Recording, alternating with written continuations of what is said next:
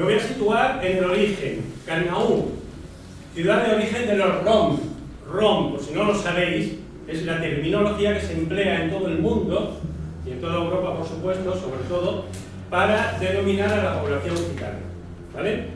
A principios del siglo XI, Karnaú, que se encuentra en la India, es la capital intelectual, cultural, espiritual y artística de la India del Norte. ¿Vale?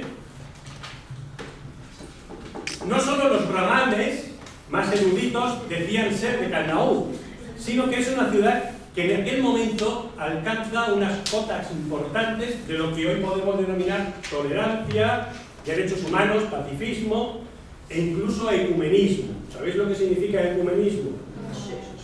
Unos sí y otros no. Pues donde existe el respeto y la convivencia mutua de distintas religiones. Es decir, que no se matan entre ellos, ¿vale? Sino que se respetan. Bien, pero en el invierno del año 1018, ¿qué significa eso? 1018. Estamos en... Es decir, ¿hace cuánto?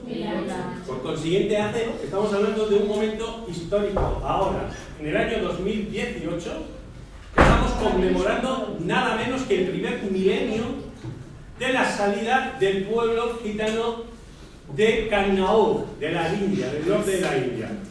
¿Y por qué se produce esto? Porque el sultán de una zona que se llama Ghazni decide invadirlo. Yo os voy poniendo aquí los datos más importantes.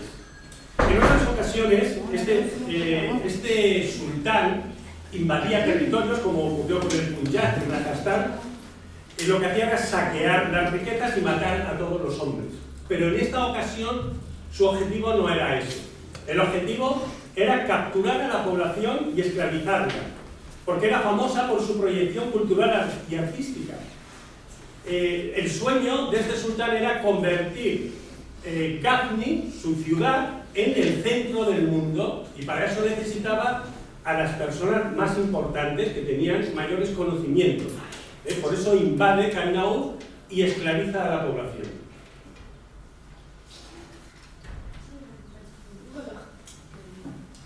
Vale. Los Roms, es decir, los gitanos, allí fundamentalmente eran artistas y artesanos de muchísimo prestigio, muy reconocidos.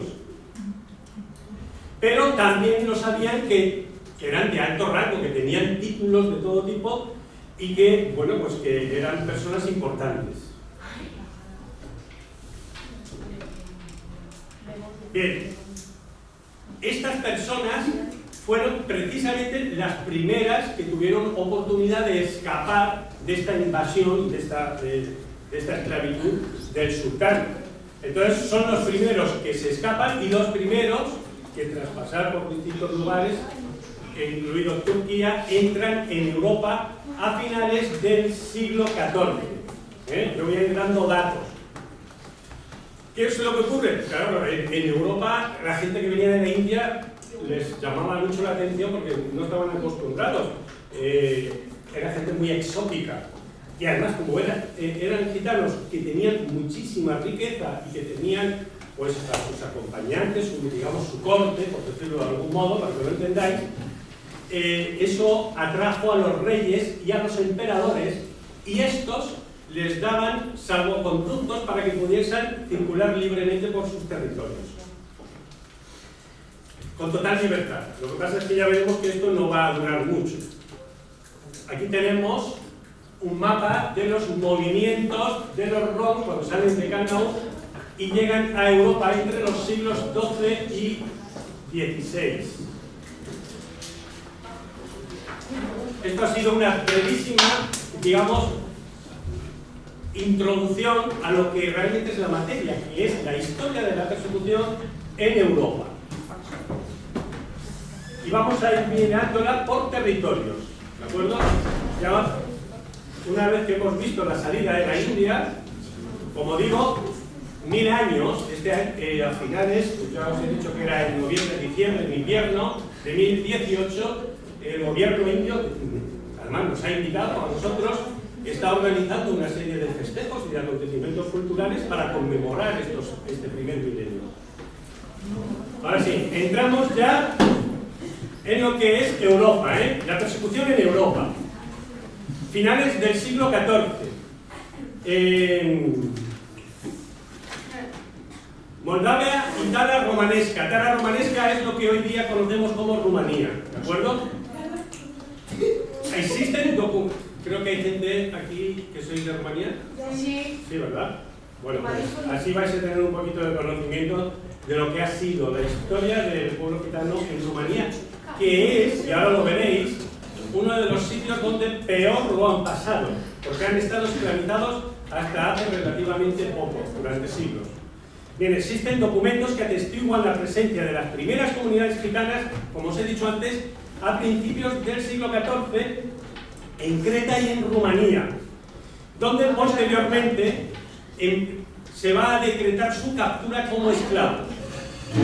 Dicha situación provoca, evidentemente, que entonces de allí todos los que puedan... Se está puesto el aire. Es que me ahogo, lo juro. Vale.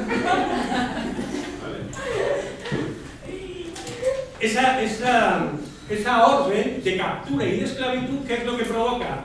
Otra estampida, otra salida de todos los que podían hacia lo que es la Europa occidental, donde a España van a llegar en el año 1425. Lentamente la población gitana se fue convirtiendo en un desafío en Europa para los poderes ya establecidos, para la población sedentaria también, y por qué no decirlo, para la religión dominante en ese momento. Bien, la esclavitud de los romanos no aparece de la noche a la mañana, eso es así, sino que se constituye y se refuerza de siglo en siglo hasta constituirse en una institución y una norma plenamente extendida en el siglo XVI. Durante la grave crisis que se produce en Moldavia en el año 1538 y ante la necesidad de una mano de obra que fuera buena, fuerte y barata, se les impide la huida a los romanos, a los gitanos. ¿Para qué? Para luego regularizarlas de forma normal, como si fuera, digamos, la esclavitud ya darle forma legal. Eso se produce en Rumanía, lo que hoy conocemos como Rumanía. Los terratenientes y otros señores fortalecieron año tras año su dominación sobre los romaníes hasta lograr convertir una situación que ya de hecho era de facto de esclavitud en lo que es, como he dicho antes, ley y norma.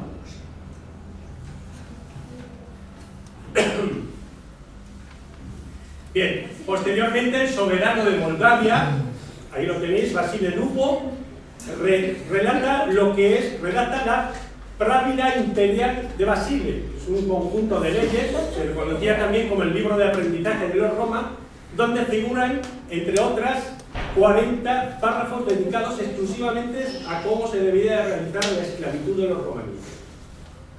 En un periodo inicial, todos los esclavos eran propiedad del príncipe, pero a medida que van pasando los años, estos príncipes les ofrecían los esclavos a lo que era la iglesia, sacerdotes, monasterios, etc., y más tarde también a la nobleza, a terratenientes.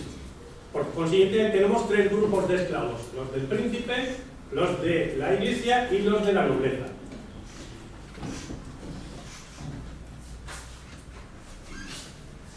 Bien, los gitanos ya nacían esclavos y podían ser comprados y vendidos de unos a otros. Unos fueron sedentarizados y utilizados para trabajos de agricultura, mientras que otros mantenían su propio estilo de vida itinerante. Lo que pasa es que estos eran propiedad de unos nobles terratenientes que les permitían que desarrollaran su artesanía tradicional, que se dedicaran a la venta y que cada tiempo en tiempo volvieran a pagarles su tributo, ya que, insisto, esos eran esclavos suyos que les permitían desarrollar sus actividades, pero a cambio de tributos o impuestos, como lo queréis llamar, pero pertenecían a esa nobleza. Por consiguiente, nómadas. o sedentarios, la esclavitud en aquellas tierras, en aquellos territorios, no fue abolida hasta el año 1864. Fijaros, han pasado siglos de esclavitud. En aquel momento, Vasile Alessandri era el poeta más brillante y más famoso de la época en la tierra romanesca. Realizó una publicación con el siguiente canto hacia la Roma. Yo os voy a poner aquí 3 de sus párrafos, os voy a leer alguno solo, y dice así: te celebro, día bendito, día santo de la libertad, tú que te levantas y nos muestras la humanidad liberada. Muchos siglos de sufrimiento han pasado con furia, donde salvajemente la cabeza de una nación ha sido aplastada. Pero el rumano, con su propia mano, rompe los grilletes de la esclavitud, y el gitano, ahora libre, se despierta radiante de alegría.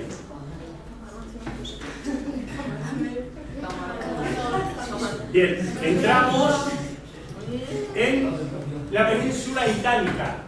Ten en cuenta que lo que hoy conocemos como Italia, en aquel entonces, pues eran un conjunto de territorios, de principados, independientes, cada uno, digamos, de pequeños estados, ¿vale? La unificación de Italia viene muchísimo después. Las primeras referencias de los romanitales se encuentran en Bolonia. ¿Os suena esto de Bolonia, verdad? ¿De Bolonia? Bueno. Y en Forlì, está muy cerquita de Bolonia, en el año 1422. Al igual que en otros muchos países, pronto allí también se va a iniciar su represión, ya que ellos percibían el nomadismo como una anomalía social. A partir del 1500, los grandes señores establecen constantes normas y leyes y edictos, legislaciones, contra los romanos, para de expulsión en las principales ciudades de Italia. El duque de Milán, Francesco Sforza II, ordena, aquí lo tenéis, ordena en el año 1534 la caza de todos los romaníes de las tierras, bajo pena de horca, y permite que cualquier persona no gitana pueda tomar posesión de sus bienes, es decir, quitarles sus pertenencias y de todas sus pertenencias y propiedades. En la República de Venecia, ya os he dicho que son pequeños estados, también se promulgan 3 decretos de destierro para los romanos durante la década de 1540-1550, mientras que el duque de Florencia, otro estado, en 1547 publica un decreto similar ordenando a todos los romaníes, a los hombres y a las mujeres, a abandonar sus tierras en un periodo de un mes, bajo pena de ser arrestados, encarcelados o enviados a galeras. Veréis que esto es una costumbre propia de la época cuando querían deshacerse de alguien. Por consiguiente, de un modo similar, los decretos contra los romanos se vienen publicando de esta manera generalizada en toda la península itálica, desde 1500 hasta 1650. Estas leyes a menudo conllevaban castigos corporales, como trabajos forzados, esclavitud, etc. Como ya he dicho antes, los gitanos, los rom, eran hábiles artesanos en el procesamiento de todos los metales.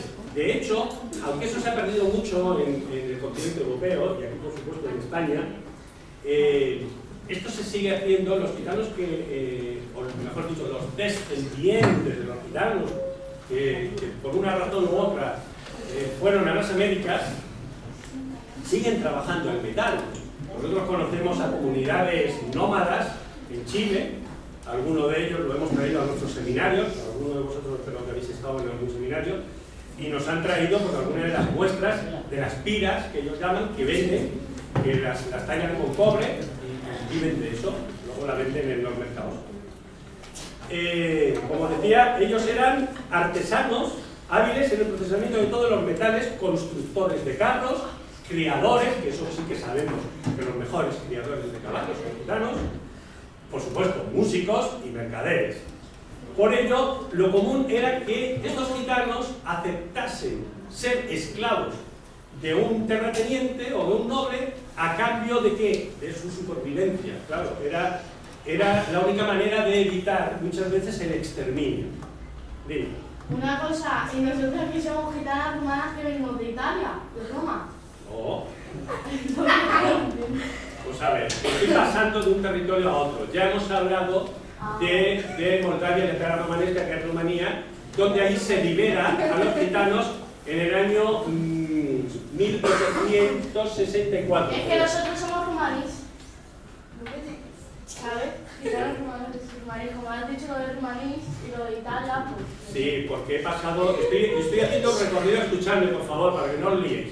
Yo voy a hacer un recorrido por distintos territorios de Europa para que veáis que la persecución de los gitanos se produjo de una manera generalizada en toda Europa. No fue solo en España, no fue solo en Rumanía, no fue solo, que ahora lo veréis, en los territorios germánicos, que ahí me voy a entretener porque esa es la antesala de lo que luego supone el genocidio o el exterminio o el holocausto del régimen nazi, ¿vale?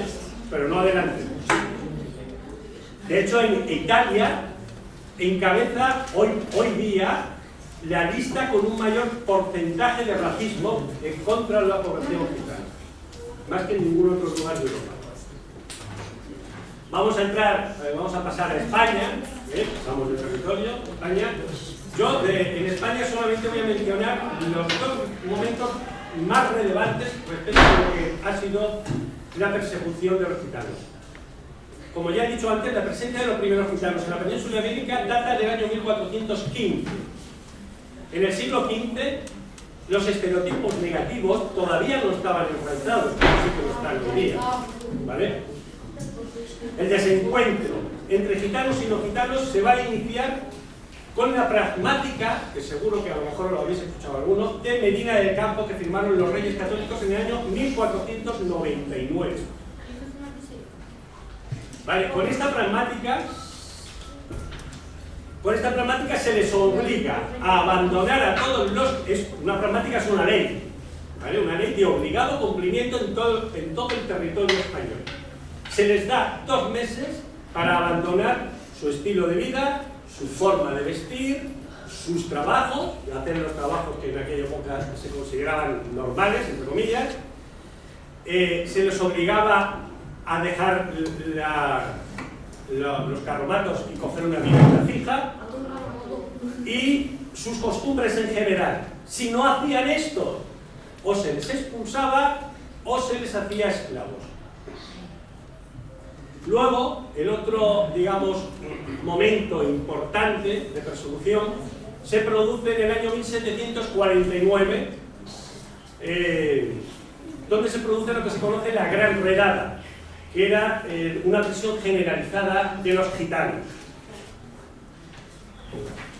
Esto fue, en realidad, el primer proyecto europeo planificado de exterminio. Y os explico por qué.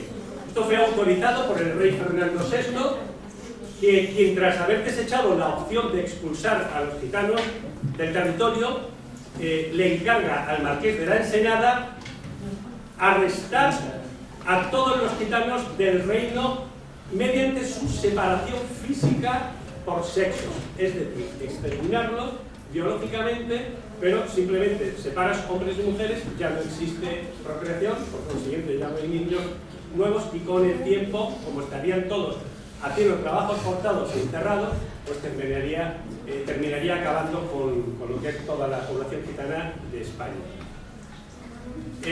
Fue en julio de 1764 cuando la Secretaría de la Marina, se llamaba entonces, por orden del rey Carlos III, emite la orden de liberarlos. Liberar a todos los presos que habían sido capturados en aquella redada.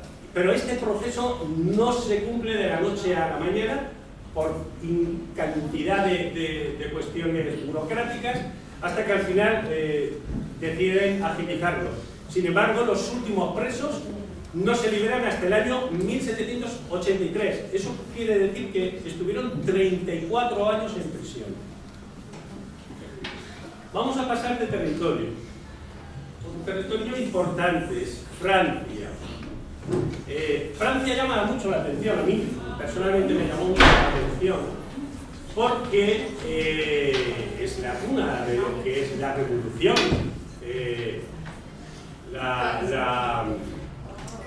la búsqueda de las libertades por parte de la ciudadanía, etcétera. Lo habréis estudiado o lo estudiaréis pronto. Y la hermandad, igualdad, fraternidad, os suena todo eso, ¿no? Sí, la Revolución Francesa. Pues llama mucho la atención porque Francia es uno de los territorios donde con mayor ensañamiento se va a producir esta persecución hacia los gitanos, pero hasta hace muy poco, ¿eh? En 1539 el rey Francisco I publica un edicto específico contra los gitanos con la finalidad, y voy a leer textualmente, de proteger a los rachers, es decir, a los no gitanos, de su robo y de su engaño. Pone, en el edicto ordena que sean expulsados del reino con la cabeza rapada y bajo amenaza de ser llevados a galeras, otra vez, de ser esclavizados y llevarlos a galeras. Para que los niños te entiendan que no son mayores, cuando te vayas a dirigir a ellos, a gitanos, di gitanos. Cuando te vayas a dirigir a ellos, a payos, no digas los gitanos, di payos. ¿Vale? Así que ellos te entenderán lo que estás diciendo. No digas calle, sino a los gitanos, y cuando digas los gitanos, di a los payos. A los payos. Sí, y así los niños te van a entender. Pero yo casi también lo he oído mucho, ¿eh? Vale, es que no son mayores, son Venga, que están en la edad del pago. Perdonad, pues a los payos, pero aquí ¿cuántos gitanos hay más o menos? Claro, tampoco sois tantos, tampoco sois tantos. Ellos mismos se entienden mejor, ¿a que sí? Bueno, oye, sabemos que si no esto se nos alarga mucho, ¿eh? Por señor, por favor, voy a acabar haciendo de esa presentación y no quiero. Mañana tenemos que hacer otra en el Instituto Gallardo de Jorge Juan, ¿vale? A ver, en el año 1682, es decir, después de esta ley de Francisco I, Luis XIV promulga lo que se denomina la Declaración del Rey contra los bohemios. Aquí les denomina, a los gitanos no les denomina gitanos ni Roma, sino bohemios. Ya veréis luego el porqué, esto tiene su intención, ¿vale? Según la cual todos los Roma deben de ser arrestados y enviados a galeras hasta su muerte. Las mujeres tienen que ser encerradas para trabajar en hospitales y los niños criarse como huérfanos. Una incisión. Galeras. ¿Sabes lo que son galeras? No. Galeras. Antes habían barcos. Yo al convento, pero cuando no había viento, que había unos señores que remaban. Esos que remaban es enviar a galeras. Enviar a galeras es ir remando en el barco sin posibilidad de más que remar, dormir, comer, remar, comer, dormir, remar, hasta que se muera. Sin poder salir de ahí. Y de hecho morían pronto, porque el trabajo era bestial y además les azotaban. Claro, para que le den más caña al motor.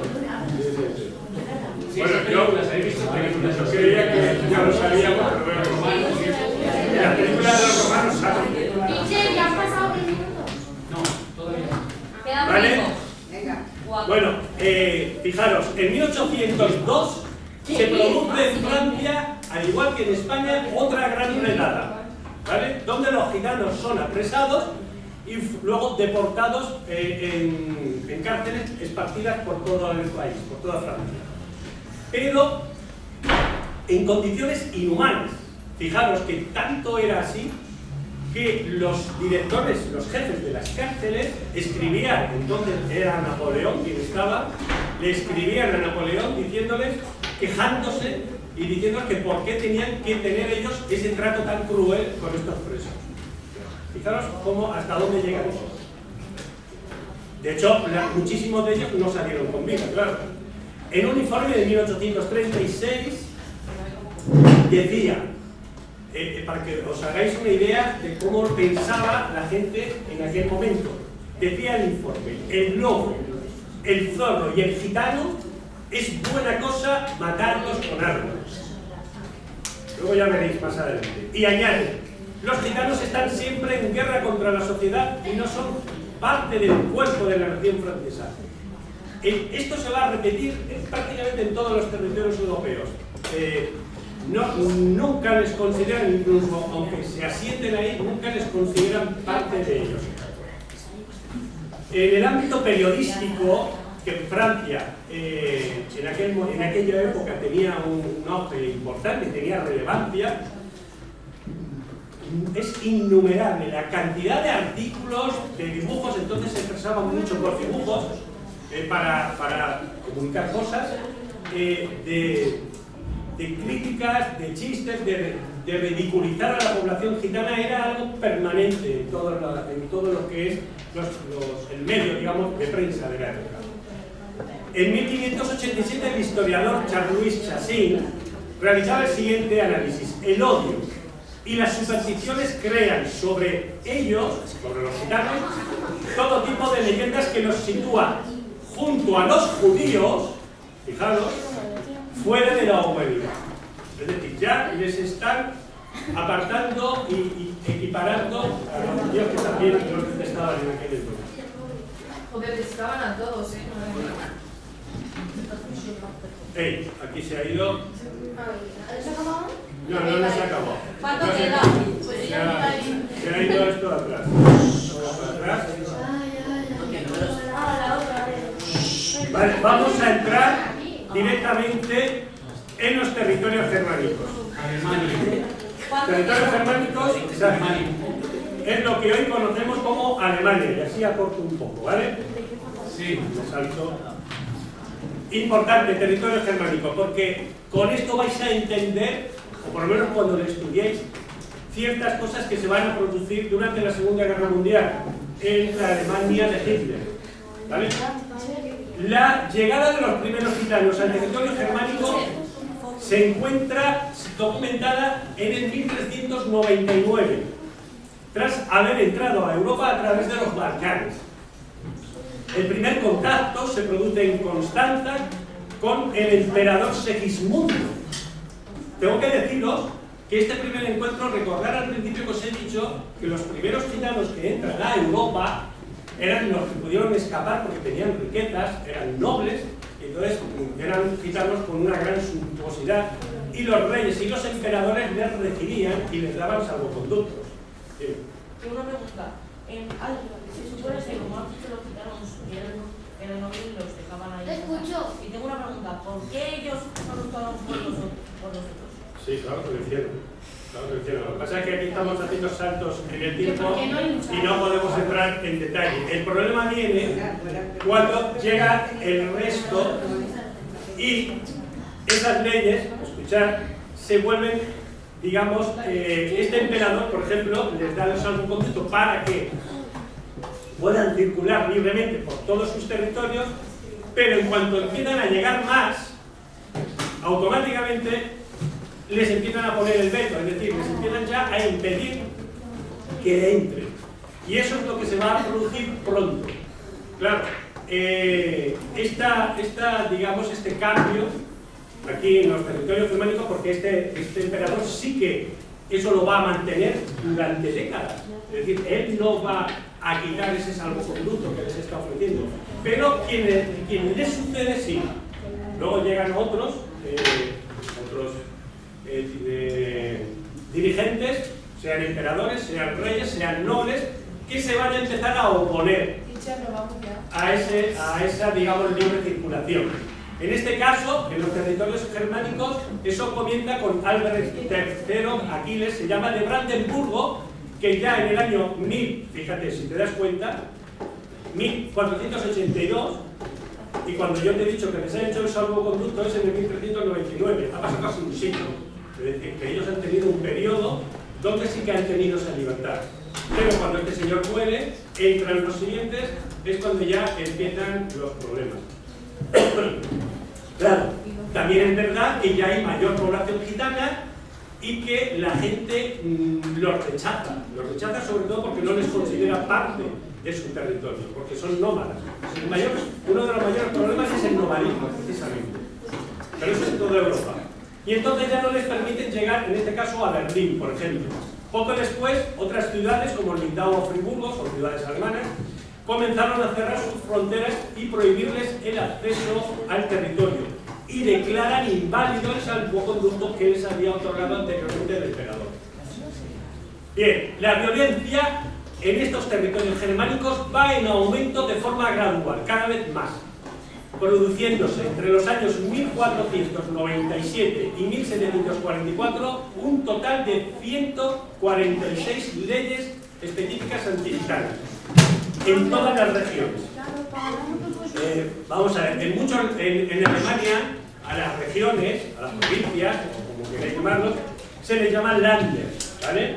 Y ellos declaran en cada Länder a los romas, los declaran proscritos fuera de la ley, excluidos de la sociedad y sin ningún derecho, como si fueran animales, sin ni siquiera al derecho de ser sepultados cuando mueren, para que se los coman las animales. De hecho, cualquiera podía darles caza y matarlos sin que eso supusiera ningún delito. Las autoridades colocaban letreros a la entrada de las ciudades, donde eran letreros que realmente eran imágenes, a ver si sale, ¿lo ves? Miradlos, aquí los tenéis, ¿vale? Eran letreros con imágenes donde les indicaban a los gitanos qué era lo que les iba a pasar si entraban en sus territorios. En 1709, el Consejo de Alto-Rin emita un decreto en el que se otorga a los romanos una única alternativa, dos opciones: o irse fuera del territorio o el ahorcamiento, como morir ahorcado. Pero ¿por qué le hacían todo eso? Lo estaba, vamos a ver, intentando explicar antes. El mero hecho de que ellos quieran preservar su identidad, su cultura, sus costumbres y su medio de vida nómada, eso hace que los nobles, o los reyes, o los emperadores, les tengan como algo hostil, porque no los pueden controlar. Ahora, eso es así y en gran medida, desgraciadamente, sigue siendo hoy día. Los que mandan lo que quieren es controlar y tener bien atada a la población. A ellos se les escapa. ¿Qué es lo que hace? Claro, esto se ha tenido que acortar un montón, porque si no lo hubierais entendido.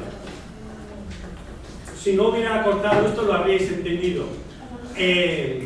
Divulgaban acusaciones que no eran reales sobre los gitanos, que de ahí provienen muchos de los estereotipos que hoy todavía permanecen. Tener en cuenta que no existía internet, lógicamente, no existían los medios de comunicación. Hoy día todo el mundo se puede enterar de todo, y aunque haya alguien que te diga una cosa que no es real, tú sabes que por otro lado te puedes enterar, ¿de acuerdo? En aquel entonces no, y menos lo que un noble o un rey decía. Si un noble decía esto, la gente del pueblo, vamos, automáticamente aquello lo acataba. Es decir, generaron un rechazo social absoluto y frontal contra la población gitana. En unos sitios de un modo, en otros sitios de otro modo. Eso fue yendo a más, al paso de... Estamos haciendo saltos de siglos, ¿eh? O sea, esos son año tras año, década tras década, que se va asentando en la gente, en la sociedad, ¿vale? Entonces, os estaba hablando de que aquí les llegaron a dar dos opciones: o al marchar del territorio o ser ahorcados. Bien, en muchas regiones les ordenaban masacrarlos sin demora, cuando tuvieran un gitano directamente dispararle el punto. De hecho, fijaros que en sus instrucciones de 1725, el rey de Prusia, Federico Guillermo I, restablece una antigua norma en la cual legaliza perfectamente lo que es la matanza masiva de estos gitanos. Se les puede matar masivamente. Saltamos un poquito en el tiempo hasta la Segunda Guerra Mundial. sigue esta misma línea de ataque y de asesinato hacia los gitanos, y su culminación es en la Segunda Guerra Mundial. Correcto. Cuando los nazis toman el poder. Exactamente. ¿Y qué hacen los nazis? Los alemanes, los nazis, Hitler. ¿Qué hacen? No, porque es que es historia. La historia es muy importante para saber Vale, entran los nazis al poder y los nazis no se han inventado nada, porque todas las leyes nazis se basan en leyes anteriores que ya habían sobre la persecución y el exterminio.